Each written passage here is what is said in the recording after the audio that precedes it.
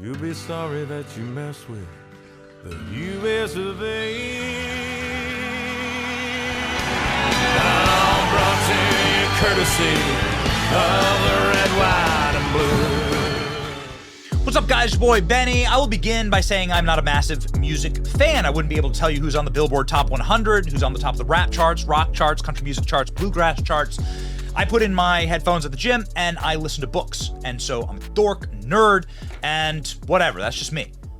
I am, however, a deep appreciator and protector of American culture. And we lost a cultural icon today. I woke up this morning to this tweet in my timeline. Dad, what was it like when Toby Keith sang, "We'll put a boot in your ass, it's the American way"? And it's the Vince McMahon crying. And I said, oh God, what happened to Toby Keith? Because in spite of my ignorance in the country music scene, like, this man and this artist actually truly profoundly affected my life. Toby Keith's music rang through my house and rang through my high school gymnasium and football locker room before games because he was such a patriot. He was so emblematic of who America was. And after September 11th, he was the only artist, in fact, that actually sort of spoke for all of us, speaking about the vengeance that we believed was deeply just for those dirty bastards who did this to us. Now, as it goes with everything, complexities of all of these circumstances and events have profoundly changed. But Toby Keith's patriotism has not. Toby Keith died last night peacefully on February 5th, surrounded by his family, fought his fight with grace and courage. Please respect his privacy at this time, the official Toby Keith X account tweeted. So, ladies and gentlemen, we lost a deeply great man, but I don't know if you or I appreciated how great he truly was. Obviously, his pro-American anthems rang across this nation in a time where we needed a healing and togetherness, something that we miss, actually, a lot of. But Toby Keith himself was emblematic of a time when we had a much better America, and that's just empirical. Like, it was like a better country, in fact, when Toby Keith was singing, and he reminded us of that and brought tens of millions of people in this melting pot of a nation together behind the anthems of patriotism and behind the message of what it means to truly be an American. Toby Keith, dead at 62, he passed away surrounded by his family after a years-long battle with stomach cancer, which is excruciating, weeks after saying that he was finally comfortable with whatever happened. He sold over 40 million records. That means like a fifth of the country bought a Toby Keith record. It's like unbelievable.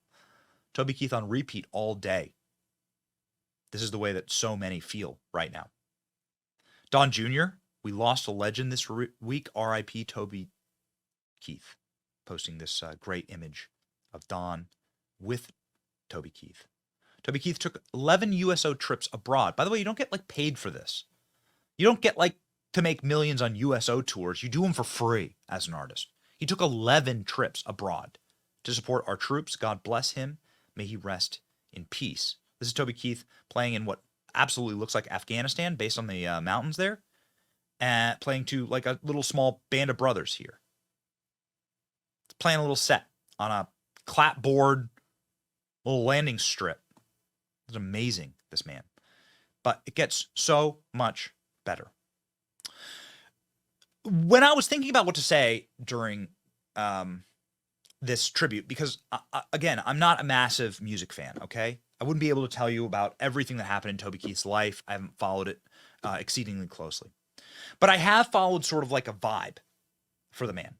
I have followed sort of like the part of American culture that he represented and the time in America that he represented. You know, Toby Keith's been a big-time artist for a very, very long time. Toby Keith sort of personified a better America. This is what makes him a legend. And Toby Keith made decisions as a country music singer and as an outlaw, which is American in and of itself, to represent this place in a way that, like, we all see ourselves. We all sort of saw ourselves as Toby Keith. Toby Keith's Mighty Night Football should have been a cowboy intro Legends never die. Check this out and tell me if you don't get a little tear in your eye for like an American time, for a time in this country that we lived through together, but has like seemingly since gone by. This was a better America. And the only thing else I got to say is, how about them Cowboys? Yeah! I had an OG with a funny names looking up through the roof at the Texas Stars. I should have been a cowboy. I should have learned to play with pride, stealing a young girl's heart. Oh, I should have been a cowboy. The skyline of Dallas, Texas on a beautiful southwestern evening. So that was empirically a better America. And we had a better country back then. That's just a fact. That's before the term cowboy became offensive, before the term Redskins became offensive, before we got so up our own about cultural battles, destroying the things that we could all care about together. You know what actually like makes a society is having sports, music, entertainment that we can all agree upon, that we can enjoy together regardless of what political party or stripe you subscribe to. And Toby Keith personified that in talking about being a cowboy, being a rebel, and being somebody who stands up against, well, systems that are meant to divide us. When Donald Trump won in 2016, and this is a story that gave me chills. When Donald Trump won in 2016, Toby Keith was the single artist that was not able to be strong-armed and manipulated by the goblins, Satanists, and scum of the entertainment world in order to boycott Donald Trump. Donald Trump hadn't even been president for a day. This is his inauguration. Donald Trump hadn't been president, and they were already boycotting him. Every artist, every Hollywood star. Why? Well, the regime decided Donald Trump was the enemy. And, well, I guess they were proven right. In fact, if you are a globalist, Marxist who hates America. Toby Keith is not one of those people. Toby Keith was the only artist that decided to play Donald Trump's inauguration. All-American Patriot Toby Keith, country stars remembered for playing Trump's inauguration when everyone else refused, including that absolute fraud, Garth Brooks. If you're a Garth Brooks fan out there, just a reminder that Garth Brooks was asked first to play the inauguration. He's played everyone else's inauguration, including Obama and Biden's, and Garth Brooks said no to Donald Trump. Sorry, the scheduling issue. Yeah, sincerely, that fraud. That guy makes all this money from conservatives, makes all this money in red states, and then is like a leftist activist refusing to play a concert for the president. So Toby Keith stepped up and played Trump's inauguration, performing for U.S. troops in Iraq and Afghanistan. Ladies and gentlemen, we got one of the best performances ever.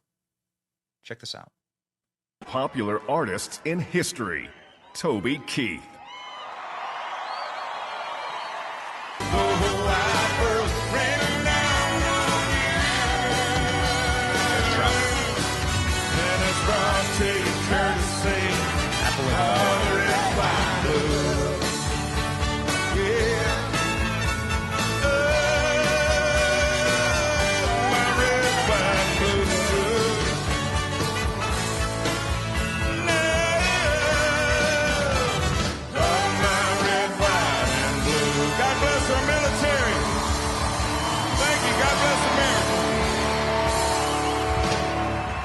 God bless our military. God bless America. God bless an actual cowboy, an actual rebel, a true American hero, Toby Keith. Gone so soon, too soon, in fact. One of his last performances, I guess you could say, was in the back of a karaoke Uber, singing his songs that you can find on the Uber. Just showed you kind of a man that Toby Keith is. Toby Keith's last gift to us was this video of him singing courtesy of the Red, White, and Blue on a karaoke machine in the back of an Uber. Was he headed to chemotherapy? Was he leaving the hospital? I'm not exactly sure, but I'm sure you'll enjoy this. Put a boot in your ass, it's the American way. They listen and the Statue of Liberty started hearted, get real pissed when you hear Mother Freedom start ringing her bell. Little Pete Ross tell you courtesy of the red, white, and blue. Oh, the red, white, and blue. Woo! What an amazing man. Listen to this anecdote from a person who had an incredible exchange with Toby Keith in his life. Toby Keith paid tribute to American soldier in word and deed, here from the Federalist. This is a small story of a thoughtful and patriotic gesture by one of our great entertainers, Toby Keith. I encourage you to go read the full thing. Let me summarize it for you. This person never met Toby Keith. It's just a short anecdote that explains who the person was. In 2004, my son was on his first of about a dozen combat deployments to the Mideast. He was a second lieutenant in the 10th Mountain Division. These are very dangerous places to be, obviously. It was his first of many extended separations from my wonderful wife, later his precious son and daughter. My wife and I traveled to Fort Drum to visit him and his wife, to be there when he boarded the plane and headed to war. So what ended up happening? Well, his unit got, suffered horribly, as many young men and women experienced, obviously, in the battles of the 20-year war on terror. We have our own opinions about all of this, obviously, but Toby Keith decided to rip an album about the American soldier, one of his hit songs. It was on a CD that, of course, is copywritten by a phalanx army of lawyers to ensure that you cannot copy these songs or ever distribute them legally. And this person wanted to send this song via CD to his son, who was in the war zone. By 2004, Toby Keith was already a megastar with multiple #1 hits, including the pure American and patriotic themes such as Country of the Red, White, and Blue. But I thought the words of American Soldier, with Toby co-wrote, were particularly appropriate for the battalion's wives and families in this difficult time, when their sons and daughters and husbands were being blown up. So these CDs that they were trying to send, they were copywritten, and so this person wrote Toby Keith to see if they could make copies of the CD and send it to the soldiers. I was not sure whether I would get a response. Famous artists like Toby Keith gets hundreds of letters from fans all over the world. Even with the aid of staff, he can't read, much less respond to all of them, but he literally wrote a handwritten response. Toby Keith wrote back, kindly permitting me to make as many copies of American Soldier as we needed to show our support for military families. Thank you, Toby Keith. You are a patriot who will be missed. Ladies and gentlemen, this, of course, follows many trips that Toby made to the war theaters of Iraq and Afghanistan, deployed to warships and other venues, put USO tours on for the troops in good times and bad, and also made really beautiful little gestures so that people could provide for their families who were suffering in war. And so, ladies and gentlemen, we remember Toby Keith and his impact on culture, even as people who are not big-time followers of the music industry. This man affected us. And that's actually a testament to cultural power right there. Please enjoy this full rendition of Toby Keith, the only star that would play for Donald Trump's inauguration. That's a true outlaw country cowboy. A man living up to his word to the last.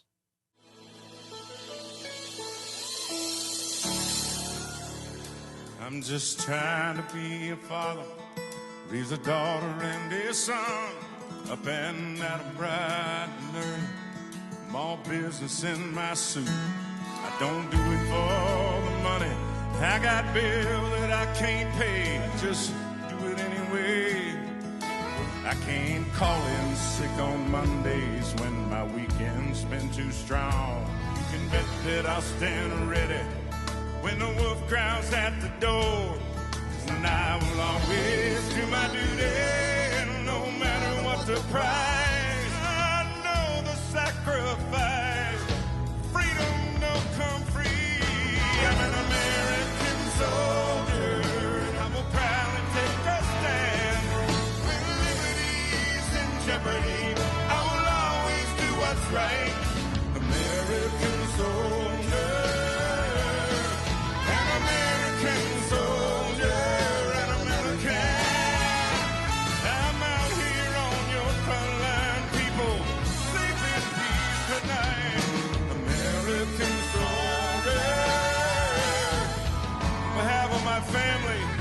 my band, and all my fans.